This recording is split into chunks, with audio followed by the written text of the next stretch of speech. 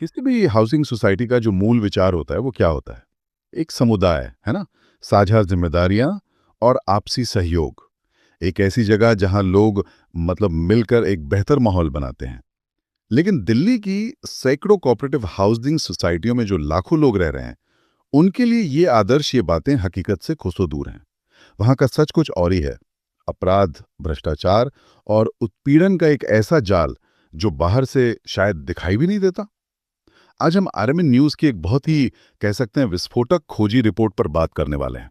इसका नाम है वेल ऑफ सीक्रेसी, यानी गोपनीयता का पर्दा। ये रिपोर्ट दिल्ली की हाउसिंग सोसाइटियों की इसी अंधेरी दुनिया की गहराई में उतरती है।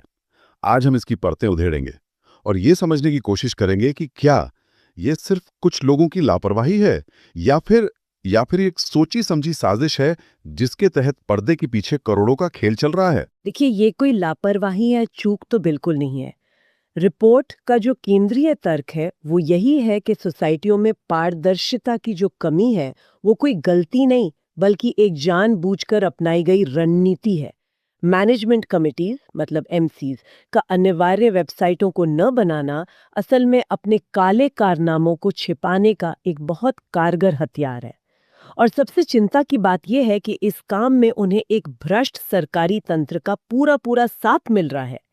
ये सिर्फ कुप्रबंधन नहीं है, ये कह सकते हैं एक संगठित आपराधिक उद्यम है जो सबकी नजरों के सामने फल फूल रहा है।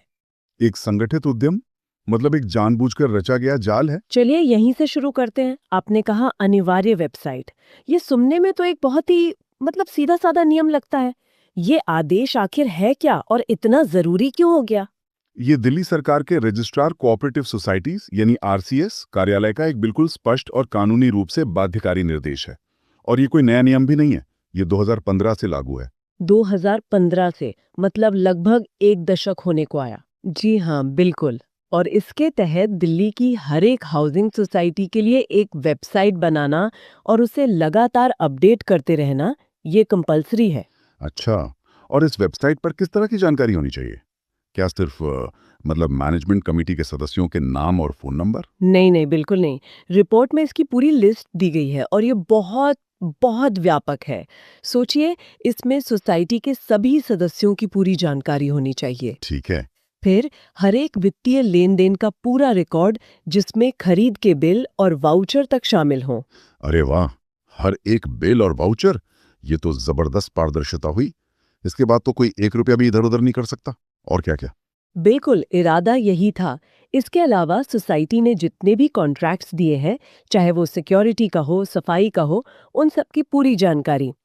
वेंडर्स को किस आधार पर चुना गया, इसका पूरा ब्यौरा। हम्म। सोसाइटी पर अगर कोई कानूनी मामले चल रहे हैं तो उनकी ताज़ा स्थिति, और सबसे जरूरी, निवासियों के लिए शिकायत दर्ज करने का एक ऑनलाइन फॉर्म। मतलब एक पूरी तरह से खुला सिस्टम बनाने का इरादा था। दिलचस्प बात यह भी है कि रिपोर्ट में लिखा है ये काम लगभग बिना किसी लागत के हो सकता है। क्योंकि आजकल तो मुफ्त में वेबसाइट बनाने वाले इतने सॉफ्टवेयर और प्लेटफॉर्म्स हैं। तो फिर जमीनी हकीकत क्या है?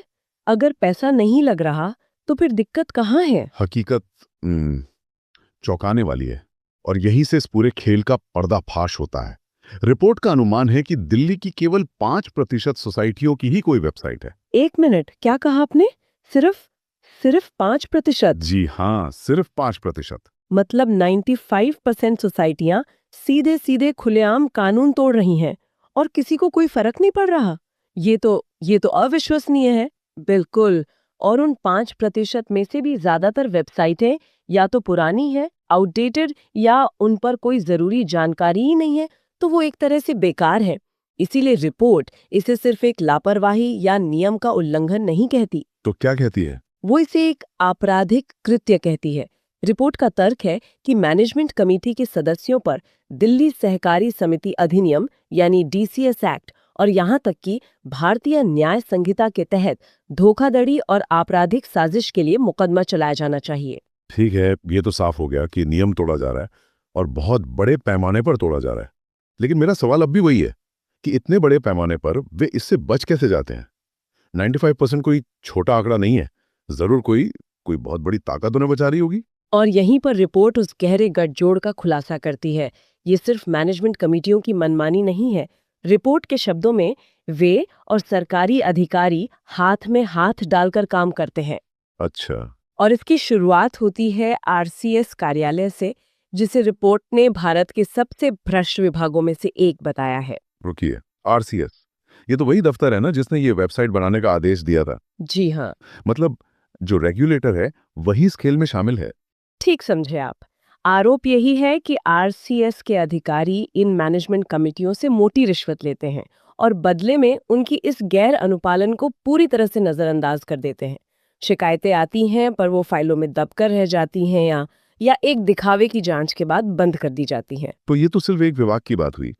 क्या ये जाल यहीं तक सीमित है या और भी फैला हुआ है? नहीं नहीं, ये तो बस शुरुआत है। रिपोर्ट मिलीभगत का एक पूरा इकोसिस्टम बताती है। इसमें दिल्ली विकास प्राधिकरण डीडीए शामिल है, डीडीए, वो कैसे? जो अवैध निर्माण और एफएआर वायलेशंस जैसी गतिविधियों में भ्रष्ट एमसीज का साथ देता है। फार वायलेशंस मतलब सीधे शब्दों में कहें तो जिस जगह पर सिर्फ 10 मंजिल बननी चाहिए वहां लालच में रिश्वत देकर 12 या 13 बना देना। ये सिर्फ अवैध नहीं बल्कि पूरे स्ट्रक्चर को खतरनाक बना देता है। तो डीडीए भी इसमें शामिल है। और कौन? दिल्ली पुलिस। रिपोर्ट कहती है कि अवैध निर्माण के कारण होने वाली मौतों जैसे इतने गंभीर अपराधों में भी दिल्ली पुलिस अक्सर एमसीडी सदस्यों के खिलाफ कार्रवाई करने से बचती है या एफआईआर में उनके नाम तक शामिल नहीं करती। कमाल है। इसके अलावा एमसीडी, दिल्ली जल बोर्ड, दिल्ली फायर सर्विस, ये एक बहुत लंबी लिस्ट है।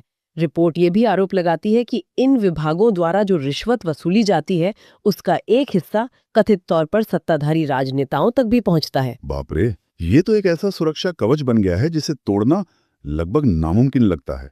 मतलब जिन संस्थाओं को निवासियों की सुरक्षा करनी चाहिए, जिन्हें नियमों का पालन करवाना चाहिए, वो खुद ही इस अपराध में भागीदार बन गई हैं। बिल्कुल, ये नेटवर्क एमसीज को कुछ भी करने की खुली छूट देता है क्योंकि उन्हें पता है कि कोई भी उन पर हाथ नहीं डालेगा। ये तो हो गई सिस्टम के लेवल की बात, लेकिन अब इसे जमीनी स्तर पर लाते हैं।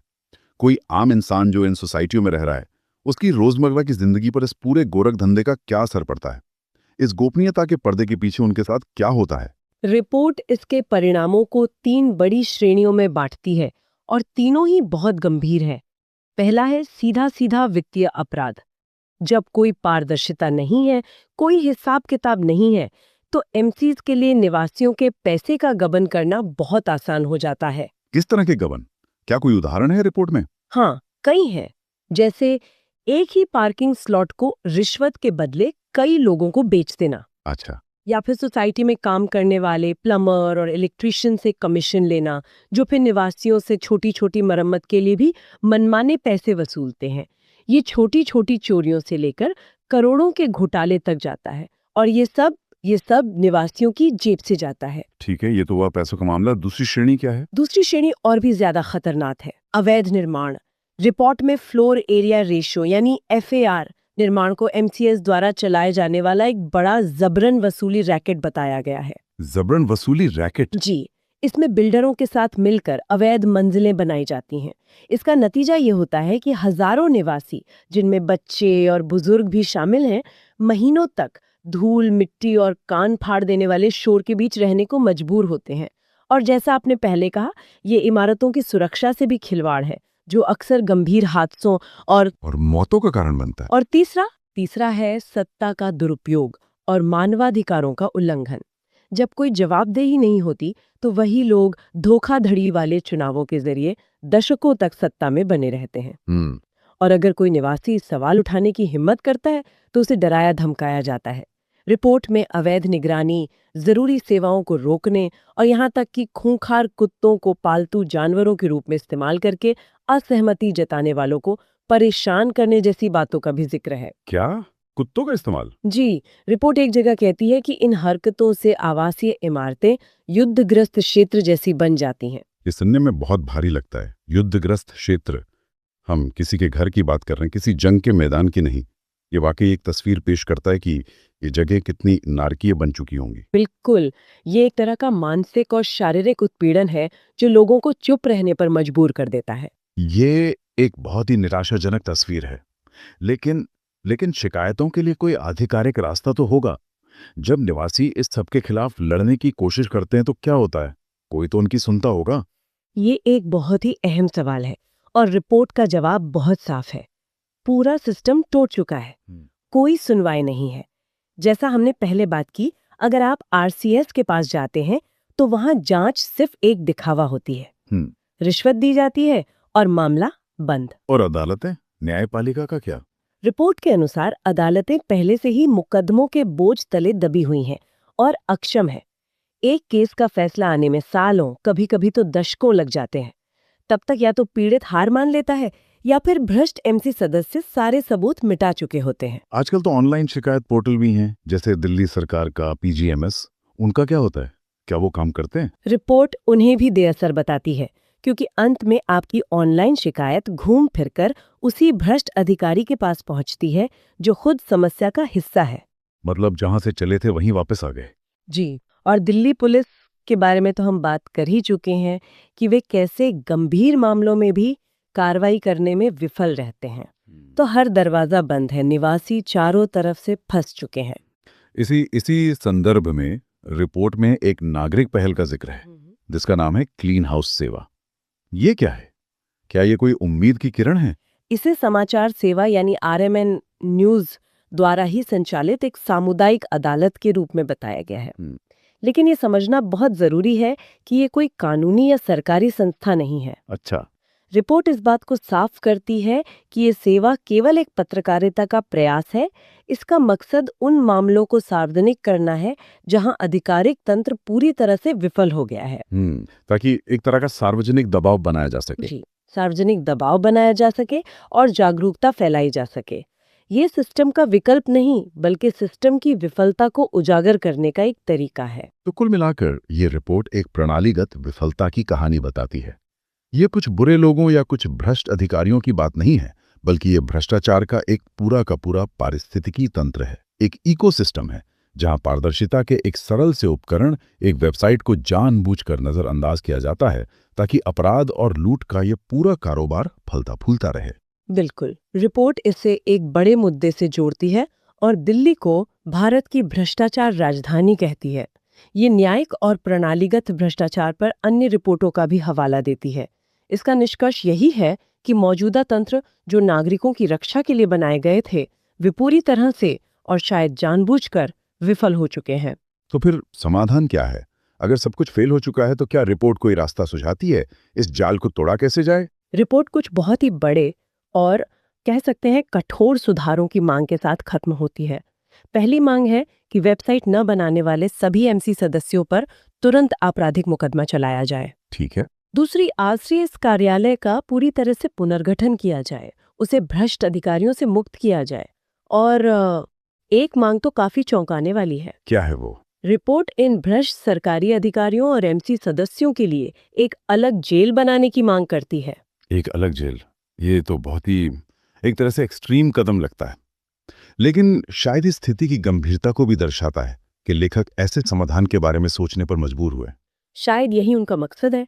और बात यहीं खत्म नहीं होती। देश के न्याय प्रणाली की विफलता को देखते हुए ये रिपोर्ट निवासियों के मौलिक अधिकारों की रक्षा के लिए अंतर्राष्ट्रीय मानवाधिकार और कानून प्रवर्तन एजेंसियों से हस्तक्षेप का भी आह्वान करती है। अंतर्राष्ट्रीय एजेंसियों से? जी, ये एक तरह से देश के अपने सिस्टम पर अविश्वास का एक बहुत बड़ा बयान है। ये वाकई एक बहुत ही गंभीर और परेशान करने वाली तस्वीर है।